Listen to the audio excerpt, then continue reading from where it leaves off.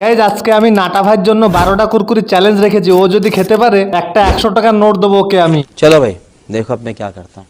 Guys আমি আর কৃষ্ণা ভাই তো পকপকি নিয়ে বেরিয়ে পড়েছি, নাটা ভাই ওর হায়াবুসা নিয়ে বেরিয়ে পড়েছে।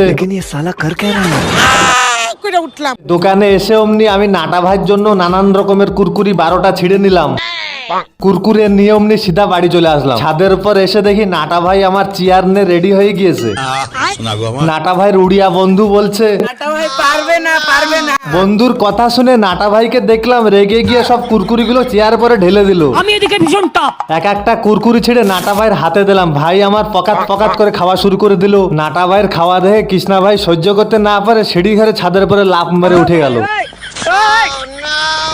গাইজ নাটা ভাই কুরকুরি খেতে খেতে 1 টাকা পেলো। 1 টাকাকে নিয়ে গুড্ডি বুনুকে ধরিয়ে দিলাম। শেষে ভাইয়ের আর একটা কুরকুরি ছিল, ওটাকে নিয়ে গুড্ডি আর কৃষ্ণাকে দিয়ে দিলাম। বলছে ওটাও খাবে। মনে হচ্ছে আমার নাটা ভাই আরো 5টা কুরকুরি খেতে পারতো।